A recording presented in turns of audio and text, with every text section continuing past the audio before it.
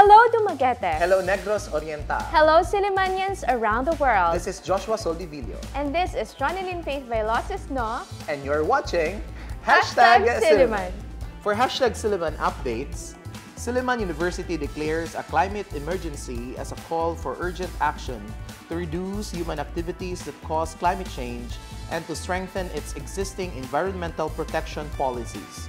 Dr. Betty McCann, Silliman University president, said the declaration serves as an organizing framework for all the university's environmental advocacies that include the use of renewable energy, on-campus waste management, planting of indigenous tree species, wildlife protection, preservation and restoration of marine habitats, and several other environmental activities planned in classrooms and carried out in several communities. In another news, the Silliman University Senior High School faculty members presented their research papers at the 4th Societas Etica Filosofica Incorporated Multidisciplinary National Hybrid Conference held on November 4 to 6, 2022 in Surala, South Cotabato. Faculty members Joshua Soldivillo, Deomar Suasin, Japril Catalunya, John Edgar Rubio, Aloha Marie Albina, David Dragudo, Rhea Fez Sinahon, Christine Faith Cataylo, Kim Frances Carmil Ramos, and Nikki Barredo presented 5 papers at the conference. Assistant Professor Joshua Soldivillo bagged the Best Oral Presentation Award for presenting his paper on Basic Education Science Teachers' Level of Job Satisfaction as a Basis for Strategic Plan Development. Congratulations and keep up the good work. Congratulations to the newly licensed pharmacist who passed the November 2022 Pharmacist Licensure Examination. The passers are the university's first batch of licensed pharmacists since the establishment of the BS Pharmacy program under the College of Arts and Sciences in 2018. Congratulations and keep up the good work. That will be all. See you next week for another set of Silliman updates. Good evening, everyone. This is a magazine program that talks about different aspects of Silliman University. A program initiated to discuss matters concerning the campus by the sea. You're watching Silliman. Hello everyone, mayong gabi sa tanan, and again, we thank you for joining another episode of Silliman. Thank you for making us as your Monday night habit, and still part of the series of Silliman's episode to feature one of its 5 C's, which is culture and the arts. We are now all here on site at the Silliman University Anthropology Museum, and we are joined by the Silliman University Anthropology Museum Curator, Assistant Professor Christine Batiles. Ma'am, good evening and welcome to the program. Thank you, Jeuz. It's nice to be back. Yes, welcome back. Thank you, and good evening, everyone. Okay, Josh, and we also have here with us today a BA Anthropology 3rd-year student, and he is also the Vice President of the Junior Anthropologists and Sociologists of Silliman University. Ladies and gentlemen, please help me welcome Mr. Jonan Kitane. Hello, ma'am. Thank you for having us. All right, Ron, we're very happy. Ron, this is your first time in the Anthropology Museum? Yes, actually, this is my first time because as far as I can remember, our Anthropology Museum was first located at the Silliman Hall. Yes. Yeah, and we relocated here at Keyboard. Yeah, this is actually my second time, Ron, and it still feels so entrancing and amazing to be here. And we're so happy because we get the chance to talk more about our Anthropology Museum as one of our thrusts in our cultural treasure here in Silliman University. Ma'am Bill, let's begin our conversation with differentiating the terms like being a sociologist, an anthropologist, and an archaeologist. Because people would say if you're an anthropologist, you're into digging artifacts, or maybe it is really that way. But for our audience, what's really the differences between and among being a sociologist, an anthropologist, or would you say there are also overlaps? Let's start first with the difference between anthropology and sociology, siguro. Okay. In the university, we are together in a department, so we are, say, sisters or siblings. Siblings. In terms, siguro, of our, what you call this, in terms of our concentration, I guess when you talk about anthropology, generally it talks about human culture. But then again, sociology will also talk about human culture. For sociology, more or less, they would prefer more into the modern society. But it doesn't necessarily mean that they cannot talk about our traditions as well. They can, but more or so, they are driven by surveys and in terms of research. While in the other hand, in anthropology, we tend to take it slow when it comes to conducting our research, especially when we conduct ethnography. So it takes time, and we go into the communities, and oftentimes we try to live with the communities as well, try to really immerse ourselves with the culture of the people. And when you talk about anthropology and archaeology, archaeology is one of the sub-branches of anthropology, actually. So there are 4, if I am not mistaken. You have physical anthropology, you have cultural anthropology, you have linguistic anthropology. And there are sub-branches. Yes, and archaeology is one of the sub-branches of anthropology. So archaeology is the sub-branch that is really very close to the physical sciences.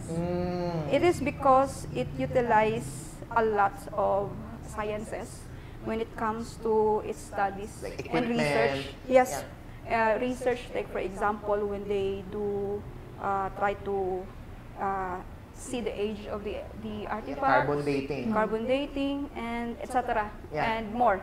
I guess in terms of difference further, in anthropology you can either go MA or MS. Archaeology, by the way, MS or MA archaeology. So I am not really very in depth with archaeology, but again, it is a sub-branch of anthropology. And the very reason, just a fun fact siguro, the very reason why I took anthropology here in Silliman is because of archaeology as well. So for the love of archaeology, I don't know about Jonan, but when I was still a child, when I was still a kid, I was so fascinated with archaeology. So that was the gateway to anthropology for me. And you found your love right now, which is anthropology. You know, that's so interesting. I just learned about that now, Ron, that archaeology is a sub-branch of anthropology. So meanwhile, Ma'am Tin, the main difference of anthropology and sociology is just a matter of time. Like anthropology is like the study of the past and the tradition of the, you know, ancient culture that we had, or the distant past, and the sociology is the study of the modern society. Probably is that so, it? yeah. So yeah. So let's go to Jonan. Actually, this question is related to Ma'am Tin's question. If Ma'am Tin was fascinated with archaeology, what made you decide to study anthropology, and what, or how do you see yourself after graduating from being anthropology? For me, ma'am, it really dates back to my time in senior high. I was in the Humes na strand bitaw, and that's when I really knew what was anthropology, what was sociology, and I was more inclined towards cultural anthropology because we were having like this final task where we had to go to the community and interview some people, and I wanted to do more of that, and that's why I chose anthropology, because I was really more inclined to knowing the traditions, the culture sa mga people, sa mga communities na to. What are the communities that you visited so far? In terms sa among study ato sa senior high, ma'am, it was in Luok, Sibulan. We had to interview them. What were the kinds of things that they were experiencing in the community? Was it positive, negative, and what could we do about it? So that was so far the first community that I had experience in terms of interviewing some respondents. Okay. So Ron, that's also one of the. Are you a graduate of Silliman University Senior High School? Yes. I think that's also one of the advantages when we really make our education community-based, really authentic learning, where they get the chance, no, to see theories become into actions, kumbaga. No? So, Ma'am Tin, I'm sure that the anthropology department as well as the sociology department really takes pride in the existence of this anthropology museum. So let's just briefly talk about the history of this museum. How did the museum start? and at the same time, the transformation of the museum, because as Ron mentioned earlier, it was still based, it was the Silliman Hall that housed the museum. Perhaps in terms of the history of the Anthropology Museum, I cannot give you a specific exact date of its early beginning siguro. But it started back in the 70s. Let's just say, the pioneer of the Anthropology Museum was previously one of the professors of the department. He is actually an American missionary. So he was the professor of my professors. So this was Dr. I. Hubert Reynolds. So the Reynolds were missionaries as well, and they usually have summer schools in Northern Luzon, Ilocos region. So they collect items for their, maybe perhaps during their summer schools, and they return it back here to the university, and they put up some sort of a research cultural center. So that's in Silliman Hall. So the collection grew as years go by. And it also included the archaeological items excavated by our anthropologists, archaeologists as well back in the 70s. And for example, the excavations done in Bakong. So we have that collection here in the museum. So that's it. 70s, 80s, 90s, and 2000, the museum is housed at the second floor of the Silliman Hall. But due to series of, I would say that the reason why we transferred here, it was urged by our former president, Dr. Ben Malayang. And one of the reasons why it's for security and security purposes as well of the museum. Especially in the 2000s, there are so many typhoons. There's even that earthquake back in 2012. That was so scary, and we were so afraid what will happen to the Silliman Hall in general. Especially that I was there at that time during the what you call this, the earthquake. So it was urged that we need to secure our collection. So they proposed that we transfer here sa Hibbard Hall, and then we transferred in 2015, and right now we are here permanently located at the second floor of Hibbard Hall. So for hydrometeorological and geological hazards concerned. For safety concerns. Yes. Yeah, there is an infamous adage, Josh, na past is past, no need to discuss. But here we are talking to archaeologists and anthropologists, now digging artifacts from years ago. Ma'am Tin and Jonan, why is it important for us to dig these artifacts? Why not just forget about it, like the famous adage, and just move forward, something like that? I will not profess to be an archaeologist, but I would consider myself as a cultural anthropologist, siguro, in terms of specialization. So, well, I do believe in past is past, but on certain circumstances, I also see that the past is very important, especially that the past has created or has molded our identity. And that's one of the problems that we have. We usually ask questions, who are you? Or who am I? And then also the question of, what is a Filipino? That kind of question. What makes you Filipino? Is it because you look like one? But how does a Filipino look like? Because when you talk about ethnicity, you talk about things that are mostly intangible. And history is intangible. So we have to understand our past. But unfortunately, there are certain things in the past that we cannot know of. Well, history is about writing, things that were written. But unfortunately, there are things in our past that, let's say for example, the people or the civilizations back then, they did not leave any write-ups or anything. So what they left us are these artifacts are windows of the past. Yes, definitely. So how do we understand ourselves? Why do we do things like this? So it's actually a preoccupation of humans, I guess, that we really want to know where we come from.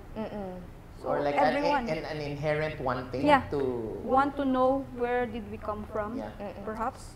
So to understand who we are in the present is for us to also understand our past. And the artifacts themselves, they speak about this particular cultural identity. How about you, Jonan? Jonan? Banking on what Ma'am Tin said, that we want to know what happened before, and of course we wouldn't be here without our past or what happened in the past. And I believe that we should learn about the past to know that why certain things are happening now. And I think that's why anthropology and archaeology is really an important thing to have, because in excavation alone, there is that something called primary context, and when there's primary context, that's the context where it has been since na-buried siya, wala siya na move or unsa. So when we can see now what was the activity, what were the activities before, or what was the way of life before. So I think that's what I would bank Ma'am Tin. And also I wouldn't profess to be an archaeologist because I'm still a student. So soon, hopefully. That's a very good way, to put it, Ron, because in a way, all of this are all interconnected, so to speak, right? And Ma'am, you mentioned earlier that one of the reasons why we moved here is for security reasons. And I believe, Ron, we also have expensive collections. So, makikimarites tayo, Ron. We're just going to pause for a short break, but when we come back, what do you think is the most expensive collection of the Socio-Anthropology Museum here in Silliman University? Stay with us.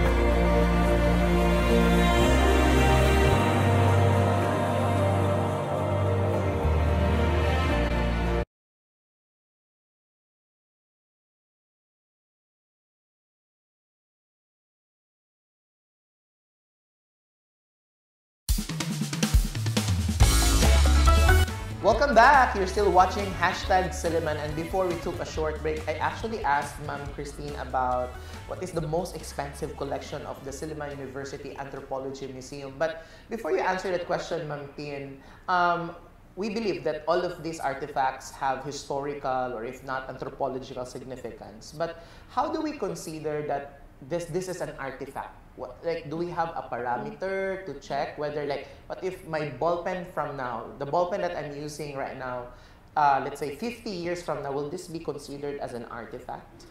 First and foremost, I would say that information is the key. The key. Yeah, Okay. definitely. Even though you might say that, oh, that item looks antique. Yeah. For us, it's nothing without story. Without a story. Okay. So it should have a story. It should have a context. Or in archaeology, we should know the provenience of the item. So it's like the address of the item. If you don't know the address, so you will not know who that person is, diba? And if you will know the address, you will know everything, almost everything. So it doesn't mean that if it's an old or an antique stuff, that's already an artifact. Yes, because again, you have the tangible item, but the intangible aspect of the item is also much more important, and it gives some sort of a dynamic dynamicism of the item in itself. So It's it like should the be aura. both the aura. It should be both the item in itself and the story it will give. Because again, in the museum, we are actually telling stories. How can we tell the story about the item if we don't know anything? Yeah. So I will have to document the story of this ball pen. So the historical value is really important. Yes. No? Aside from the fact that students and the outsiders or the Silliman community can visit the Anthropology Museum anytime, do we also have a virtual Anthropology Museum? Can you talk more about that, Nantin? Actually, we do have plans back then, even prior to the pandemic, to put up some sort of a virtual tour during. But I think, if I'm not mistaken, sa Facebook account, we do have some sort of more than an hour of video that shows the whole collection or items. It was that was in collaboration with the campus ambassadors. That was in 2020, if I'm not mistaken. But they can still watch I think that so. video. If they can search Okay. that's Facebook account sa Silliman University, I guess. Yeah. So we do have some certain plans back then, but of course there are certain limitations with the, not necessarily just the technology, but with the budgeting, I guess. But hopefully in the future. Why not? Yeah, why not? Let's go to Jonan. Jonan, what do you think is our strength in terms of our anthropology program, and how is the museum helping you as an anthropology student? I think one of the strengths, sir, is that being one of the few universities in the Philippines offering anthropology. I think there are 5, if I'm not mistaken, ma'am, no? And to have that, to be like the one of the few is really something to look at. Well, Silliman is actually having this program, having this anthropology program. And in terms of the museum, we also have like classes like archaeology, museology, that's not only within the class, but then there's also the application afterwards. So we can go to the museum and see what we learned and actually unfold here in the museum. So I think those are the important things with the museum here. Speaking of programs, Josh, I believe that Ma'am Tin, the museum curator, can really best talk about the extension programs of the Silliman University Anthropology Museum, perhaps academic-related activities and archaeological research. In terms of the programs museum, so we are really trying to build that up. Hopefully, we'll be able to really serve our community, because that is one of the reasons why we have museums. It's actually for the society, and the community should be part of it.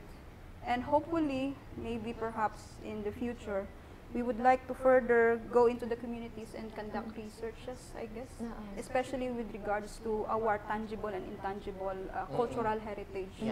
And we are also aiming that with the community knowing about their cultural heritage, that they can also showcase that. Let's say, for example, use the museum as a platform to showcase what they have. So we have plans like that. So it's again a win-win situation wherein our students can help and actually delve deeper into the communities, studying culture, and as well as the people themselves, they will be able to showcase what they have, especially when it comes to their own local products, for example. So we can, they can have the museum as a space for them to, again, exhibit perhaps their local products. That's one thing. And when it comes to archaeological excavation, well, that is a dream, an aim of the department as well. But of course, budget is something very important. Hopefully, we can tap in with the National Museum because Jonan's teacher here in archaeology is actually an archaeologist, which is also, she was also a student here back then. So hopefully we can have some sort of collaboration and work in the future, but these are still plans. We'll try to do our best. Also, Lord, we look forward to that, no? Because maybe they will be excavating around the campus, no? And you know, they might find interesting artifacts. Like interesting things. Like for example, what, Ma'am Pete? Were there excavations conducted in the campus already? Already in the past? I don't know, but I've heard back then, even before my time, I guess they did some. If I'm not mistaken as well, they did some somewhere in the farm. Farm, SC Farm. SC Farm? I think so. And what did they find? I think, I don't know, mga ceramics siguro, mga broken pieces of ceramics. Okay. Okay, within Dumaguete as well, areas of Dumaguete, I think some of the artifacts that were excavated are mostly broken pieces of ceramics that we call as ceramic shards or shards. But outside of Dumaguete, going to Bacong na Valencia and Shaton, more on earthenwares, mga nakalutan. Yeah, so, go ahead, just to set the record straight, the collections and artifacts that can be found here in the Anthropology Museum are the things that can be found in Negros alone, or do we have also artifacts from neighboring islands like Cebu, Bohol? Or if not, outside.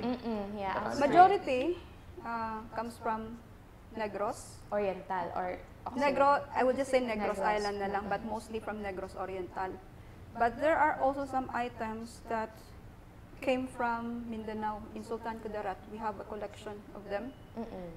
This was because I think some of the archaeologists and anthropologists from Silliman were also involved in that exploration and excavation of the caves in Sultan Kudarat.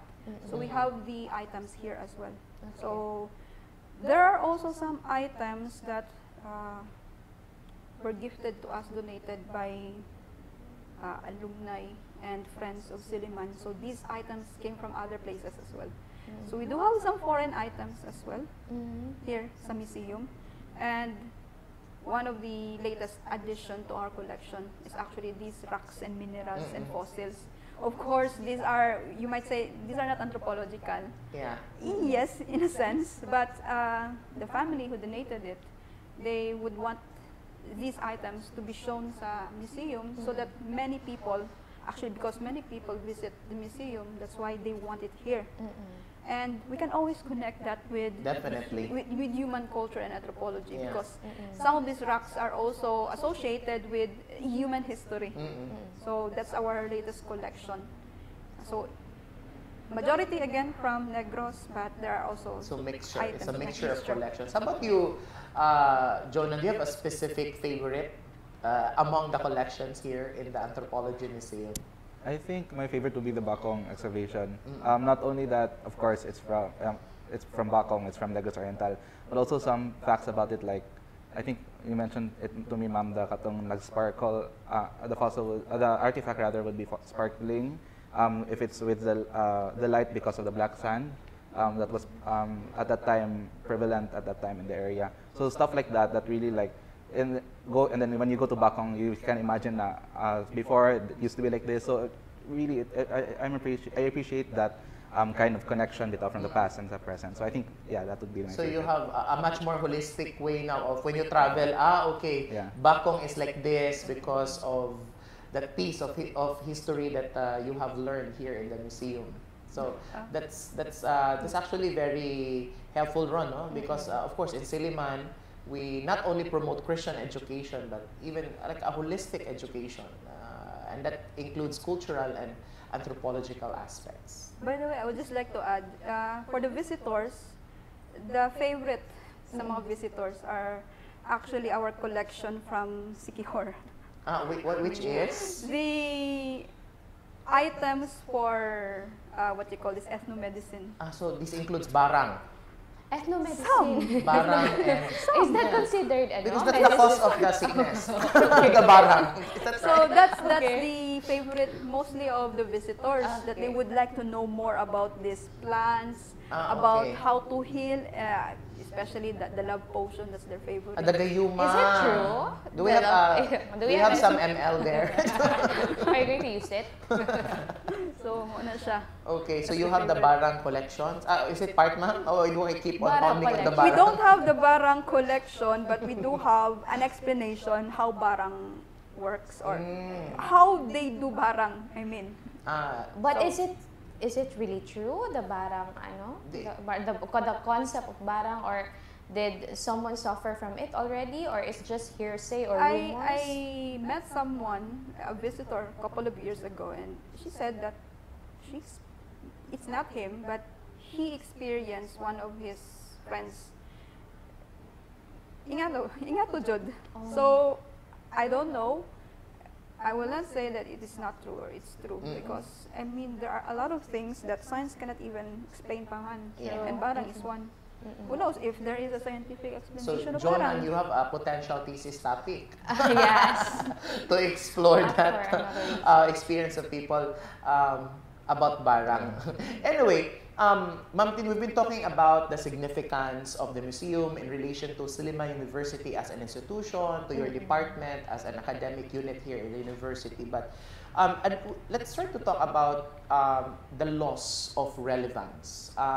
Is there really this phenomenon right now among museums? Are you losing relevance in terms of, say, sustainability agendas, tech, and the digital, let we say, progress? How do you stay relevant with all of this agenda? It's not just even today, but a couple of years ago it has already started that we are actually competing with other things because one, museum is for education, that's foremost. But museums are out there also to entertain.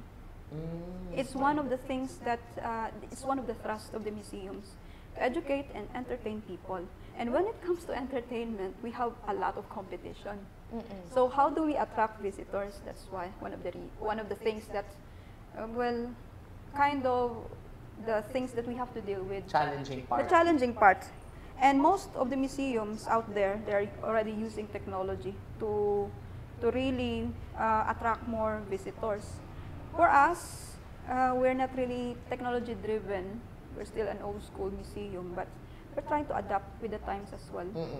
So hopefully we can, through our exhibits and as well as new changing exhibits, perhaps we are aiming for at least twice a year, but cannot do that really.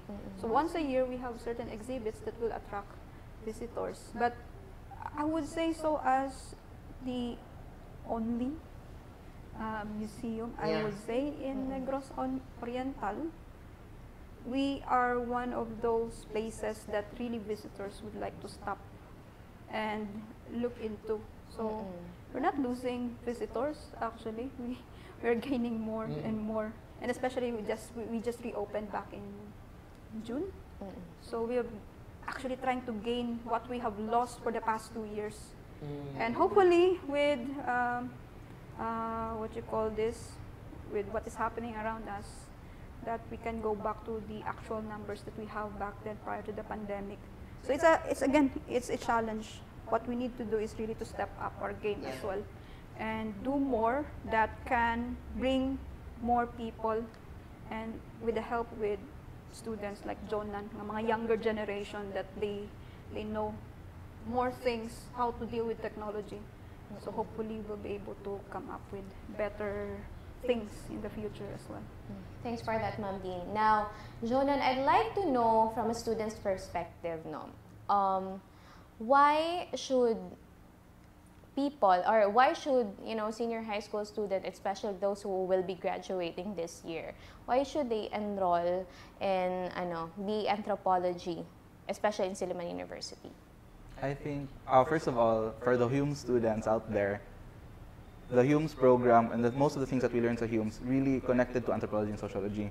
There's a subject I remember that it's like it repeated Jeuz now when I'm in the anthropology program. But also, for those students who will be graduating from senior high, if they really want to learn more about people, want to basically interact, want to know about culture, and not only that, but even look at the past, that because of course archaeology, and then connected to the future. If they're interested in terms of that and those aspects, then I think they should be in the anthropology program. But also sa sociology program pod, if they want to learn more about people as well, and similar, like what Ma'am Tin said, that they are similar in a sense, then they should really, like enroll sa programs namo diri sa department. Okay, thank you for that, Jonan. Alright, so Ron, as much as we would like to ask more about the barang and the UMAP potion, how can we concoct one? Because I badly need one. Ron, okay. Desperate na yan? Yes, but definitely we will have, if you're interested to learn about more of that, feel free to visit. And Ma'am Tin, if they're interested to learn more about that, how can they visit the Silliman University Anthropology Museum? What are your museum hours, and what are the lines to beat in? The Anthropology Museum, we are always open from Monday to Friday from 8 to 12 in the morning, and then 1:30 to 5 p.m. in the afternoon. But if you are a big group, or if you want to book us on a weekend or a holiday, you can just call us 422-6002, and our local is 207. Or you can email at anthromuseum@su.edu.ph. Yeah. But you can also, if you want, you can also contact the Anthro-Social Department and then ask for details about the Anthropology Museum. Right. Is it free, Ma'am Tin, or especially for the Silliman community and for the outsiders? We do have a fee Okay. for the museum. So general admission is 100 pesos. Oh, not bad. For the senior citizens and Diligent lang tao si Ma'am Tin. sorry. For senior citizens, we have 80 pesos, and then for students and children below 15 years old, 40 pesos. 40 pesos. Ayan. But So that's for everyone. Yeah, for everyone. But for the holiday, if you want to book for the holiday, we will just open for you, so that will be double the price. Oh, Yeah. yeah. Fortunately. For big groups especially, no? Especially for big groups, and again, we will only open for you, and we will only cater to you, so that's why it needs Extra. extra. Okay. Thank you very much once again for joining us, Ma'am Tin, and Thank of you, course, Josh. Jonan. Thank you. But we will not let you go. Ron, we used to have Fast Talk, Fast but Talk, we will not let you go now with our new segment. Because Ron, it started with our episode with our cultural trio from the Luz Auditorium manager, with our COPVA Dean and Culture and Arts Council head. We allowed them to come up with an analogy with Silliman culture. So in the previous episode, we asked them if Silliman culture was a drink. If it's a drink, what would it be and why? So we will ask you now, Ma'am Tin and Jonan, if Silliman culture is a dessert, what would it be and why? For our closing. We'll start with Jonan. I think if Silliman culture was a dessert, it would be halo-halo. Halo-halo. Because it's, I love halo, especially cafeteria halo-halo. You know, I love halo-halo. Wow. Me too. Me too, Mama. Yes, Jonan, sorry. Yeah, because it's like a mix, diba? Halo-halo mix of all things. So I think, yeah, culture mix of all things. Oh, I like that. Ma'am Tin. Because he already answered halo-halo. So I will choose siguro a dessert. I don't know if it is a dessert. Because yeah, snack. Cheese bread na lang sa cafeteria. Okay, why not? Kaya it's part of the both tangible and intangible cultural heritage siguro of Silliman. And when you say Silliman, especially the alumni, they will always remember the cheese bread. Oh, I love the connection. Kana na lang. Alright. How about you, Ron? In lieu of our hashtag word to ponder, what do you think is a dessert that represents our Silliman culture? Mango float, because it's my favorite, and Silliman culture is one of my favorite culture. You know, the Silliman spirit that we have, and it's something that we cannot describe. It's something that we just live, and it's something that makes us cling to our identity, at the same time hope for a better, Silliman, hope to become a better Sillimanian because of that competence that they inculcate within us. Just because it is my favorite. And Silliman culture is one of my favorite cultures. Yeah, definitely. Yeah. How about you, Josh? Of course, you should answer that too. My dessert, no? Gutom na ako. Gutom na ako. Let's go to the cafeteria later on. Siguro it would be like a banana cake. Banana cake. Yeah, banana cake, because banana cake is something that you would say very organic, because it has natural flavoring, the banana. And usually, banana cake is prepared best if you use the banana that is lanta na. How do you call that one? Like the lata na banana. Okay. Like overripe bananas, right? And similar to that with our Silliman culture, as time goes by, it becomes sweeter, it becomes, richer, it becomes better. And it makes us who we are. And I think that what makes Silliman University as a leading Christian institution. Amen. Thank you for joining our episode tonight, and to God be the glory. Hey there, Sillimanians! Thank you for joining our episode tonight. Don't forget to support our Facebook page. It's called #Silliman. And of course, do not forget to support as well the Facebook page of the Junior Anthropologist and Sociologist of Silliman University. It's called Jeuz. And we have also a YouTube channel. It's called #Silliman. Don't forget to click the notification bell for you to be updated with our recent posts. Kitane. And catch us at Vail Products Channel 6 every Monday at 8 p.m. and replays will be shown every Tuesday before the noontime news and every Saturday after the noontime news. This is Ronelyn Vailoces, no? And Joshua Soldivillo, all the way here from the Anthropology Museum of Silliman University. See you next week, only here on #Silliman. Bye!